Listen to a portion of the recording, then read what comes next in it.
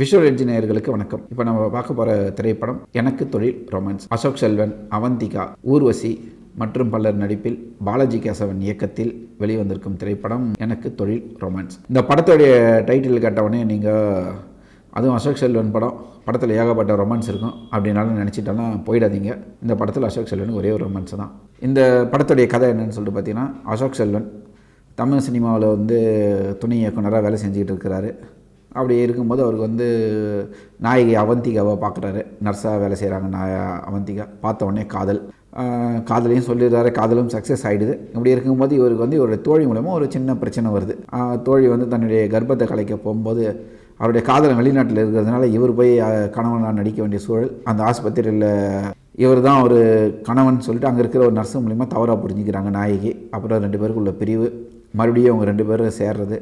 இந்த மாதிரியான திரைக்கதை தான் இந்த படத்தோடைய கதை. அவங்க 2 பேரும் கடைசியில் சேர்ந்தாங்களா இல்லையா, இந்த விஷயம் எப்படி சால்வ் ஆகுது அப்படின்னு தான் இந்த படத்தோடைய திரைக்கதை. இந்த படத்தில் ஒரு முக்கியமான விஷயம் என்னென்னா, ஒரு தகவலாக சொல்ல வேண்டியது, இந்த படம் ஆரம்பித்து ஒரு 20 நிமிஷம் இந்த படத்தை சில விஷயங்கள் ரொம்ப நகைச்சுவையாக பண்ணியிருக்காங்க. அந்த நகைச்சுவை இப்போ சமீபத்தில் கங்குவா படத்தோட டைரக்டர் சிறுத்தை சிவா. ஏன்னா இந்த படத்தில் ஹீரோ வேலை செய்கிற படத்து பேர் காண்டாமிருகம், இங்கே கங்குவா.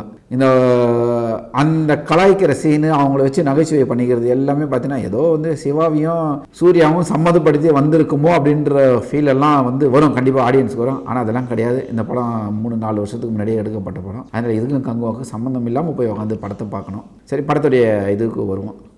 அசோக் செல்வன் வழக்கமான கதாபாத்திரம் தான். வழக்கமாக லவ் பண்ணிக்கிட்டு சுற்றிக்கிட்டு எல்லார்கிட்டையும் ஒரே மாதிரி ஒரே பாடி லாங்குவேஜில் பேசிக்கிட்டு அப்படி இருக்கிற ஒரு கதாபாத்திரம் தான்.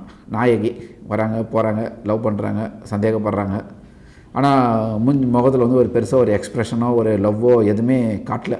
அம்மாவா ஊர்வசியை நிச்சயமாக வேஸ்ட் தான் பண்ணியிருக்காங்க. 3 சீனில் திடீர்னு நெஞ்சு பிடிச்சின்னு கீழே உட்காந்துக்கிறாங்க. அவ்வளோதான் அவங்களோட நடிப்பு.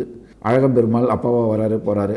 அண்ணன் அக்கா வீட்டுக்காரா மாமாவா படவா கோபியும் அவருடைய திறமையை சுத்தமாக வேஸ்ட் பண்ணிட்டாங்க. அவரும் ஏதோ கேரக்டரு வந்தோம் போனோன்னு இருக்குது. இந்த படத்தோடைய கதை இன்டர்வல்லே முடிஞ்சுது.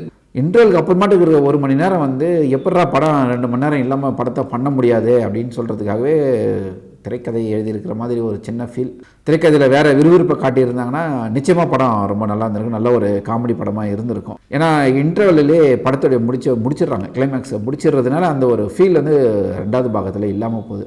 இசை நிவாஸ் கே பிரசன்னா. இசை ஒரு பாட்டுக்கு இசை அடிச்சுக்கிட்டே இருக்கிறது. கொஞ்சம் யோசித்து நல்லா பண்ணியிருந்தால் இன்னும் நல்லா இருந்திருக்கும் படம். ஒரு காமெடியாக கலர்ஃபுல்லாக இருந்திருக்க வேண்டிய படம் ஏனோ கொஞ்சம் சறுக்குது படம் பார்க்கும்போது. எனக்கு தொழில் ரொமான்ஸ் இன்னும் கொஞ்சம் சிறப்பாக கொடுத்துருக்கலாம்.